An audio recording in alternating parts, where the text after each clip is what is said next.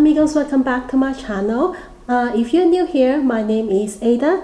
This channel is called The Running Fish because I used to run and I'm a Pisces. So a few years ago, I created this name for my Instagram account in order to record my marathon journey.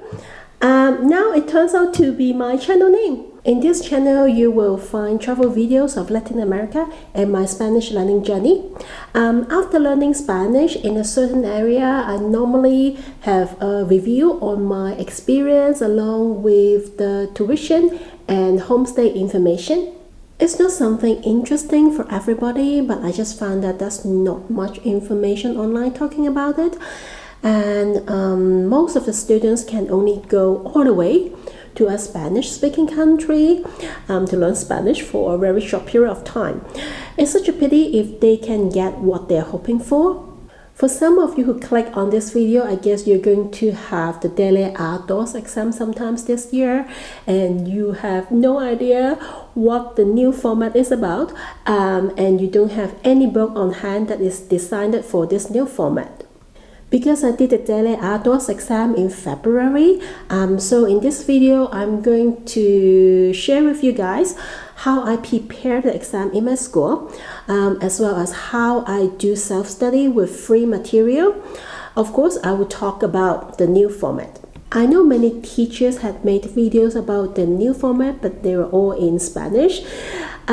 So I think for important information, you might want it to be in English, so you will feel more secure. Timestamp is in the description box. Feel free to go to the section that you want to watch because I'm going to explain something basic first. So what is Dele?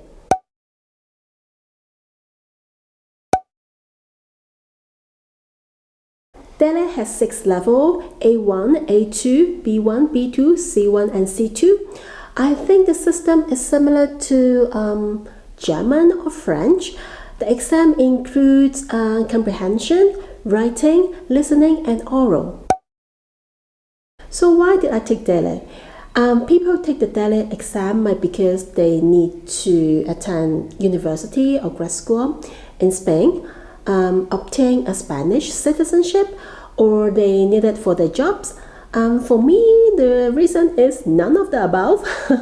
I have been taking classes on and off during my trip. I found the classes that I took were mainly focused on grammar and conversation. I know I'm lacking the ability of listening. Teachers tend to speak slower, and I just want to catch up the normal speed. Next is I want to learn how to write because I want to do more videos in Spanish, and before that I need to write a script. Another reason is because I want to know my current Spanish level, what I need to work on, and then I can ask my teacher to help me. Since classes in Guatemala are one-on-one only, so I can take advantage of it. When is the Dele exam? Dele released their new annual schedule in the late October or early November for the next year. You can visit their official website, or you can contact your exam center for that. They have exams 7 times a year, but not every time includes all levels. For example, in February, the exam only had A2, so in Guatemala, only the exam center in Shela was hosting it. How much is the exam fee? Every level is different. I pay $110 for A2. It's like 1 week tuition, so I think it's not necessary to take an exam for every level because it's just way too much. So how to select a school for Dele preparation? In September, I had the idea of taking the Dele exam, and then I started to find schools that can do the Dele preparation.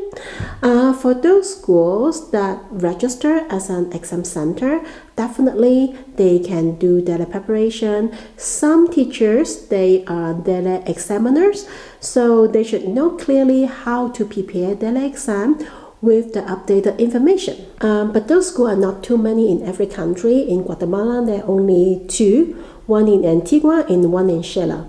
If you take the 20 hours class per week, in Antigua they charge $210, and in Sheila they charge $250. The price is like double than most of the schools. Besides, the registration fee is like $50 or more. Then you need to buy books from the school and all the other things. It's gonna cost me $2,000 for 2 months just for tuition, which is quite expensive in Guatemala. A few people told me that the exam center in Sheila is the best school because they require certain answers. In fact, 2 sections in the exam are multiple choice, which have fixed answers, and those people have never seen the exam. For me, I never trust the people who just talk about things and they have never done it. So I just do my research on which school can do daily preparation. In Guatemala, most of the Spanish schools are in Antigua, Sheila, or Lake Atlan. For daily preparation, I found that Sheila has more options. Resources in Guatemala are quite limited, even though I'm willing to buy books from Amazon. Mostly they don't deliver to Guatemala, and many places that I live, they don't even have a proper address. If the school has daily preparation, it means that they should have the book for you to practice. However, communicate with the school first, because it's very common in here that they are missing the book at your level, or they are missing the CD. From my experience, it took me 3 to 4 days to finish one exam exercise, and one book has around 6 to 7 exercises. And I think for preparation, it's better to practice more than one book, and you need to memorize the Spanish vocabulary as well. So I think 8 to 10 weeks for preparation is desirable. Can you rely on your teacher? So far, I have studied with 4 teachers in 3 different schools, as well as 1 teacher from Mexico on italki. None of them knows about the new format of A2 has changed in 2020, and they have no idea where and when to take the exam. Basically, they were just correcting my mistake or answering my questions, so you have to update yourself with online information. How to do preparation in class. For the preparation class, every school uses the same book as like the one and only book that they have. I think the version that I used was like 10 years ago. I didn't buy the book. Normally, the school made a copy for me, or I made a copy at the copy shop. I think there's no copyright in Guatemala at all. At the beginning of every exercise, it has a page of vocabularies. For me, it's a lot of information to memorize because I have been learning Latin American Spanish, but those vocabularies are Spain Spanish. It's not necessary for me to learn Spain Spanish in real life, but in the exam, they like to use 2 words in the same questions which have the same meaning. In the class, the teacher and I ran through all the exercises together. For comprehension, I don't find it too difficult because sometimes you understand it with common sense. However, there are a lot of vocabularies to learn. For writing, I did it at home and let my teacher correct it. It's important that after the correction, you rewrite a clean version so that you are able to study. A few months before I practiced the real exercise, I had the habit of writing a diary every day and let my teacher to correct it. It's a good way to practice different kinds of tenses, and later when I write something, I don't have to think too much because it's just come out from my mind automatically. For oral, at the beginning, I also wrote every sentence down because when my teacher correct me, I could see my mistake. Again, I did rewrite a clean version. Listening is always very challenging. If I didn't get the answer right, I definitely ask what's the key in the conversation in order to obtain the right answer. I also had a copy of the answer book which has the transcript of the conversation. Listening is very tricky. Sometimes my teacher also can't get the answers right. After I finished the book of A2, I still had the problem of listening. Since my school didn't have another book, my teacher gave me the B1 book to listen. People speak even faster, but I think it's a very good practice. In the last few exercises, I also practice with the required time and number of words, so I can read and write faster. For me, the given time in the exam is just enough. So what extra resources I found for preparation? Because the format of A2 in 2020 has changed, the only new book I found at that time was from SpanishClassesLive.com. It's only €10. The best thing is that it has an ebook and the audio is on their YouTube channel. It saved my life. For other outdated books on Amazon, at least $25 plus shipping. Well, depending where you are, but I couldn't receive it anyways. I really appreciate their work because they're so efficient of putting a book together with 4 mock exams. If you want to enhance your language level but not taking the exam, I still recommend it as an exercise. By comparing with the previous book, I found the materials in this book are easier, the text is less difficult, and the listening part is lower. During my practice, I found that they got some mistakes on the book. I can understand it because everything was done in a very short time. Every time when I asked them for clarification, they replied me immediately. So I can see they are very responsible of what they do. Highly recommended. Next is a YouTube channel from a gentleman called Daniel. I don't know where is he from. I only know he lives in Korea, well, South Korea of course. Every video he demonstrates one exercise from a book, mostly writing or oral. I watched all of them and I copied the questions and answers on a notebook. I studied and underlined new phrases in red. If there was anything that I didn't understand, I asked him in the comment section or I just asked my teacher. It really helped me a lot on how to give proper answers, how to describe a photo with details, and how to make better sentences. Another material is also from YouTube, a lady named Maria from Colombia. Her channel is called Why Not Spanish. I use her listening playlist to practice my listening skills because at the end of every video, it has some questions for you to answer. The last one is a website called Españolistos by a Colombian lady called Andrea and her American partner Nate.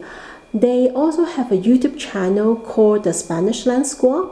But I prefer the website because they have a podcast every week for around 30 minutes and they also provide a transcript for it. Colombia Spanish is quite clear. It's a good start for building listening skills. Besides, both ladies use a bit of English sometimes, so it just makes beginners more comfortable. There are so many good YouTube channels about Spanish that I haven't explored yet, but above were the one that I used to prepare my exam. The last one is the discussion board on italki. You can use it once you signed up. Because the exam is using Spain Spanish, sometimes my teachers don't really understand the definition of certain words, so I will ask my question on italki. Mostly I can get the answer pretty quickly. Okay, let's go through the new format. Comprehension has 4 tareas. Tarea 1 is a letter. Tarea 2 has different anuncios with 1 question each. In Tarea 3, there is a description of 3 people respectively, then you have to select which person belongs to which statements. Tarea cuatro, just a long passage. I find the diction and the content of comprehension in the actual exam is less difficult than the exercise book. The text in the exam is much closer to daily life. Listening has 4 tareas again. In tarea 1, every multiple choice answer has a photo. Tarea 2 is anuncios. Tarea 3, you will listen to a conversation of 2 people. Then you have to select if the statements apply to person 1 or person 2 or nobody. Tarea 4 has different masajes. You match each masaje with the right description. Writing has only 2 tareas, which requires 7 to 80 words each. Tarea 1 is responding to a friend's email. It's more casual. It's not like you need to write to a company to inquire something. Tarea 2 is a choice of 2. I picked the topic of my travel experience. Last one is oral. It has 3 tareas. Both tarea 1 y 2 have a choice of 2. Tarea 3 depends on what you choose in tarea 2. I expected to have all the choices with me, then I could read and pick. But no, the examiner put the 2 choices of tarea 1 next to me. Then I had to read it very quickly and pick one. For tarea 2 it's the same, but it had a picture for you to describe. It's a little bit unexpected and it made me so nervous. And at the end, I only had the time to prepare tarea 1 y 2. For tarea 3, well, because it was a conversation, so I just talked more. So how's the exam day? 2 days before the exam, the school sent me a confirmation email. I need to bring it with me along with my photo ID. I used my passport. Make sure you check the information on that confirmation letter because they typed my name wrong. On the exam day, I arrived at the school 30 minutes earlier because I thought it might take time to register or something. But actually, it was only me in the exam on Valentine's Day. However, there were 2 examiners. Since there was only me, we could check about things and the atmosphere was not tense. I did comprehension and listening first. They provide me a pencil sharpener and an eraser. I think after 15 to 30 minutes, suddenly there was no electricity in the school. It's quite common in Guatemala, electricity just cut off, so it was pretty dark. I only had some light from the window. After that, they gave me a break and a snack, which was quite nice. Then I continued with the writing part. They offered me a pen and some draft papers so I could have a clean version on the answering sheet. Somehow there's a break after the writing part. The examiner asked if I wanted to have full break or a short one. I didn't see the point to have a half an hour break, so I just went for a short one. The last one was oral. As mentioned, I was so nervous. One examiner conducted the exam and the other one was right behind me to mark the score. Because I was so nervous, at the beginning of the conversation, I started to talk about my first tarea right away, but actually she was asking how she should address me. And the second question was whether she should use tú or usted to address me during the conversation. I was blank.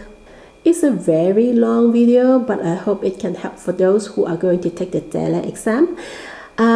If you like this video, remember to give me a like and share this video, and also subscribe to my channel. Good luck, and I'll see you next time. Bye!